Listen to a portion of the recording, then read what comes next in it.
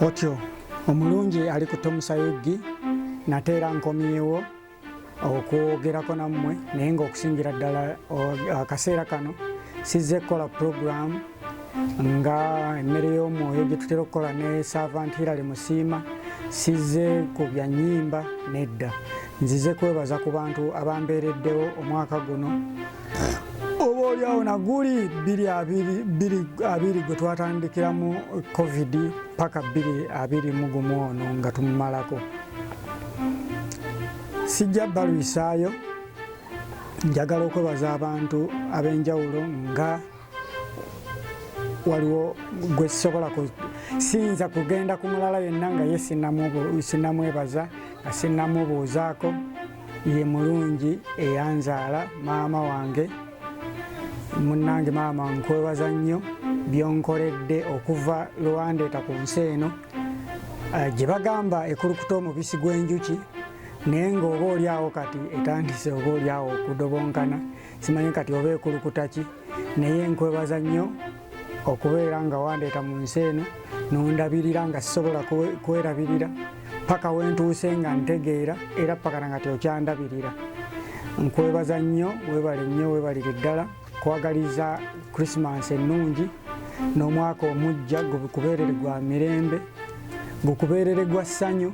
Nebaza bannyinaze, bato bange, bakulu bange, Florence Namaganda, munnaye nkwebaza nnyo byonkoledde bingi nnyo, simanyi na bwe naalibadde singa tobaddeewo.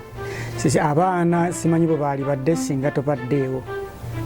Obasomesezza, obalabiridde, simanyi kyakugamba, naye nkwebaza nnyo, weebalire ddala, era nkwagaliza Christmas ennungi ey'essanyu n'omwaka omujja gukubeerere gwa mirembe, ate gukubeereremu ebibala eby'amaanyi ennyo, enjegere zonna ezibadde zisibye zikutuke, covid oyo tumwerabire omwaka guno, Florence Junior School nayo eshayininge, Maria oyo naye muto wange, bambi nkwebaza nnyo bingi byotukoledde. Awaka gwobeerawo, gwomanya maama bwali, gwomanya bwe yasuze, n'abaana bo bonna n'obalabirira ewaka. Nkwebaza nnyo, weebale nnyo, weebalire ddala, era naawe nkwagaliza Christmas ennungi ey'essanyu n'omwaka omujja gukubeerere gwa mirembe. Waliwo muto wange Franka Sempijja ali Dubai awo, bambi nno nkwagala, wadde tuli wala, emibiri gyawukanye giri wala buli gumu, naye mu mitima kyemmanyi tuli wamu. Tukwebaza nnyo byotukolera, byokolera famire, byokolera abazadde, byonna tusiima, kubanga bwe mbanga ze sinnatwala kasukaali waka gwe n'okaweerezaayo, era kale tubeera tumanya nti nno otutadde ettaffaali ddene nnyo ku maka gaffe, ku famire yaffe. Nkwebaza nnyo, weebale nnyo, weebalire ddala, nkwagaliriza ddala byonjagaliza, nkwagala ofune ebirungi bingi, nkwagaliza Christmas ennungi n'omwaka omujja nagwo gukubeerere gwa mirembe. Waliwo kato kange ka Joseph Serugo, bambi oli otya, weebale kulabirira maama, kubanga emirundi mingi oba oliawo ate ggwe okomawo mangu ewaka n'olaba kiki ekitaliiwo, kiki ekibulawo, mba ndi awo olumu ng'onkubidde kasimu, nno baaba waliwo kino na kino na kino, konze nja kujja muno mwembeera ntawukira, nange era nemmala nentuuka. Nkwagaliza Christmas ennungi n'omwaka omujja gukubeerere gwa ssanyu. Mu nsi muno mpozi nfunyemu emikwano mingi nnyo, gyo era sisobola gimalayo, kuba era ne famire sisobola gimalayo. Abafamire mwenna mbabuuzaako era mbaagaliza nammwe Christmas ennungi ey'essanyu. N'abaana nnina bangi, so bagamba omusajja omuganda tabalibwa baana, naye nnina bangi ab'enjawulo okuva wano na wali. Nammwe mbaagaliza Christmas ennungi n'omwaka omujja babeerere gwa mirembe, abasoma musome bulungi, abakola mufune ssente. Mbadde ngenze ku mikwano gyange, nfunye emikwano mingi mu nsi muno be nasanga nga ntandise obulamu bw'ensi. Nina mukwano gwange nnyo awo ku Hamu shopping ground, omukyala Jane Grace Sekyondwa, nkwagala nnyo olumu ndowooza otendeka n'okyebuuza oba n'otandika okibuusabuusa nga nkubuzeeko mbeera ya nsi yetugira netugabanya netuzza eno netuzza eri, naye ekyamazima ku mutima gwange kwoli, era bwe mba nfunye akantu akalungi njagala tukalyeko olunaku lumu ffenna. John Grace Ssekyondwa, onkoledde ebirungi bingi, onjagala ate onjagala, era mmanyi nti ekyo nkikakasa onjagala. Kwagaliza Christmas eno ennungi n'omwaka omujja gukubeerere gwa mirembe, ofune sente nnyingi nnyo kubanga manyi bw'ozifuna nange mba ngaazifunye ziba zange, tosobola wadde ozindyako. Kale ne famire yo yonna njagaliza Christmas ennungi n'omwaka omujja gubabeerere gwa mirembe. Nina famire endala, famire ya mukyala Kalungi, maama webale kunzaalira mikwano gyange era nze nafuuka mwana awo. Nsonyiwa maama, ndudde okujja okulabako, ndowooza kati ebbanga ligenze lya mwaka mulamba, mbeera eno gye mwatuteekamu yetuyuzayuza netuzza eno netuzza eri, kati ate bwe biyingiddemu ne covid leero awo ne gujja baggira. Naye maama nkwebaza nnyo okunjagala naawe, era nkwagaliza Christmas ennungi n'omwaka omujja gukubeerere gwa mirembe. Waliyo mami Olivia awe Boston. Mami Olivia nkutumiddeko nnyo nenkwagaliza Christmas ennungi n'omwaka omujja gukubeerere gwa mirembe, era nkweyanza nnyo okundeeta mu famire eyo eya mukyala Kalungi omuli Agi, mami Ashi.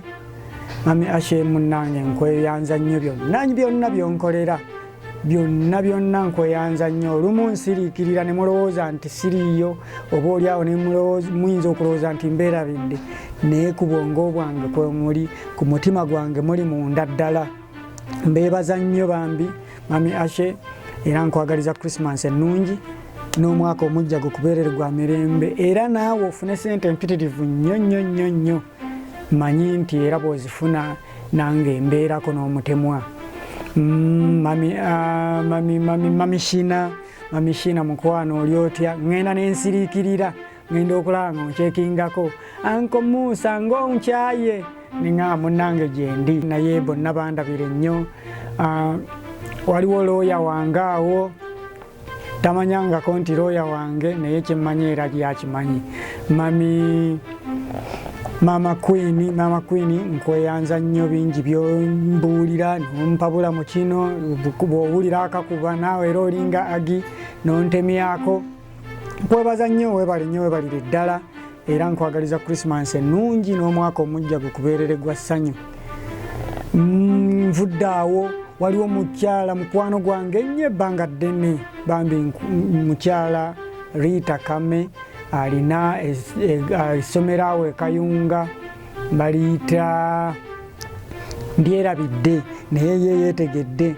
Nkwebaza nnyo, weebalire ddala.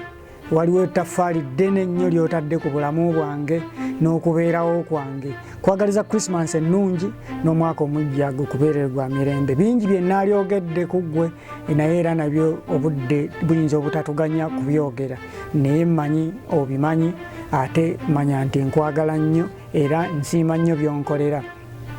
Nina abantu bangi besobola kumalayo, naye kangende nga nkoonako batini. Omukulu David Ssenyonga ku DMS Records, munnange bwe tukola emirimu gino egya music production, audio ne video. Nkwebaza nnyo okubanga twalabagana emyaka kati mingi nno, mingi ddala, naye era paka n'olwaleero tukyali ffenna, ne tubuuka enkonge, ne tubuuka ebisirikko, ne tulinnya ensozi, naye era ne tusigala nga tukyali ffenna. Nkwagaliza Christmas ennungi n'omwaka omujja gukubeerere gwa mirembe, gukubeereremu ebibala. Ne abaddemu famire bonna, waliwo omusajja ali ku kamera awo, Manti Pro, yeeyita Manti Beats, agamba let's talk music, era njagala omwaka guno gugenda okuggwako nga ya talking music, nga byokola byeyagaza binneesiimisa nange. Nkwagaliza Christmas ennungi n'omwaka omujja gukubeerere gwa mirembe. Bangi abali ku DMS awo sijja sobola bamalayo. Richman Pro, nkwebaza nnyo byonna. Bw'otuuka gy'otuuse n'oyogera nti eyanjigiriza music production yali omukulu musaazi nange kimpa amaanyi kubanga nayigiriza omuntu nga bwatuuka gyatuuse asobola okunjogerako. Nkwagaliza Christmas ennungi n'omwaka omujja gukubeerere gwa mirembe. Waliwo pulosaawo webale kubeera mukwano mulungi, nange nkwagaliza Christmas ennungi n'omwaka omujja gukubeerere gwa mirembe. Mbijabulajabula kubanga obudde tebuli bulungi ku sayidi yange bwatambudde dda. Nina omuyimbi wange awo, nze manager we, nze producer we, nze buli kimu kye, nze director wa video ze. Kale ye muwala omuyimbi gwe bayita Trudy Shine nkutumiddeko nnyo era nebaza nnyo n'abatuwagidde. Twatandika tetulinawo muwagizi naye kakati tulina abawagizi 10,000 era mbasaba mutwongere mutuwagire amawulire mugabunyiseeyo nti waliyo omuyimbi gwe bayita Trudy Shine era mwagaliza Christmas ennungi n'omwaka omujja gumbeerere gwa mirembe, gumbeerere gwa ssanyu, gumbeereremu ebibala, afuuke star nga nange mulabako nsobole okusimayiringako nga ali ku stage eriko abantu emitwalo n'emitwalo oba mu Uganda oba ebweru wa Uganda. Tulina akayimba akatrendinga saawa zino kebayita owe kanoonyeeko ku YouTube channel ye eriko Trudy Shine, ojja kasangayo okalabe olaikinge n'obulala obulabe gye buli tubutaddeyo. N'omwaka omujja tugenda kuteekayo ennyimba mpitirivu nnyo, mwagaliza Christmas ennungi n'omwaka omujja gumbeerere gwa mirembe. Waliwo omukwano gwange awo Namatovu Aisha onkyaye nnyo naye mmanyi nti oba oli awo mirimu gye gikuze eno n'eri nange n'ensirika naye nga tujja kukwatagana essaawa yonna. Nkwagaliza Christmas ennungi n'omwaka omujja gukubeerere gwa ssanyu, gwa mirembe, gwa bibala, ofune by'oyagala byonna, Mukama akuteeremu obwangu. Waliwo abantu besobola kubuusa maaso. Waliwo omukyala Lady Justin yakanda banno nibambi nkwebaza nnyo byonna nonzikiririzaamu. Webale nakutuwa ku mirimu nga DMS Films ne DMS Records era nkakasa nti video y'essaawa yonna nga lumu egenda kuba efulumye. Lady Justin, Mukama akuwe byosinga okwagala era nkwagaliza Christmas ennungi n'omwaka omujja gukubeerere gwa ssanyu. Waliwo Musumba Mebo bannange webale kunjagala, nkakasa onjagala naye nange nkwagala nnyo.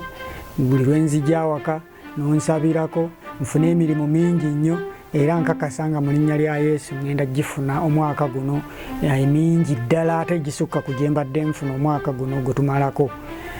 Nkwebaza nnyo Musumba, nkwagaliza Christmas ennungi n'omwaka omujja gukubeerere gwa mirembe ne famire yo yonna. Dadi naye mundabire n'abaana abalongo Dokasi nkutumiddeko nnyo naawe era mbagaliza mwenna Christmas ennungi n'omwaka omujja gubabeerere gwa mirembe. Waliwo kikwano kyange awo Esther Lule, kwagaliza Christmas ennungi n'omwaka omujja gukubeerere gwa mirembe. Naye mu byonna ate jjukira nti gwe wazaalibwa ku Christmas leero, kati ate naawe nkugamba nti happy birthday to you. Webale kuzaalibwa na Mukama waffe Yesu Kristo. Bannange amafuta g'olina nago sigategeera singa nange kale banzaala leero. Esther nkutumiddeko nnyo, nyumirwa olunaku ate n'omwaka omujja gukubeerere gwa mirembe. Waliwo omusajja era gwe nasinkana ebbanga ddene emabegako eyo nanjagala nnyo era takendeezanga kwagalako gye ndi, anzikiririzaamu nnyo. Bannange sirina kye nnyinza kukuwa, webale nnyo, webale ddala okunjagala. Omukulu ono si mulala ye Patrick Kaweesa owa Jesse Records. Omwaka omujja omulungi ne Christmas ekubeerere ya mirembe era nga ya ssanyu, n'ebibala mu mwaka omujja bibeere bya mugirano bya muyiika.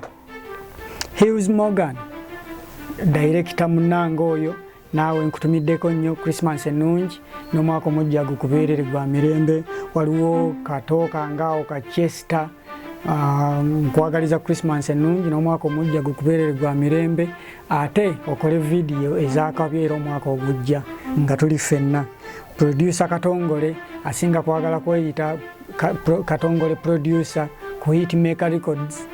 Nkwebaza nnyo omukwano ogubadde wakati waffe nange wange naawe okuva lwe twatandika paka olwaleero, era naawe emyaka giri mu mingiko 14 tukyali ffenna. Mwenna mbagaliza Christmas ennungi n'omwaka omujja gubabeerere gwa mirembe. Akuume atakuumira mpeera. Besikonyeeko munsonyiwe, si kuba nti sibaagala, naye obudde n'ekirala bw'oba oyogera wano mu kamera biba birala. Nange ndayirekitinga abantu, naye nange bwe mu maaso ga kamera tandika okukankanamu wali n'amagulu ne gankankana, kale olumu mbyerabira. Pozi ba media personnels bangi benkolaganyeko nabo ng'abaabukedde mu mulimu gw'entera okukola ogwa music promotion oba ogw'okupromotinga okumanaginga abayimbi.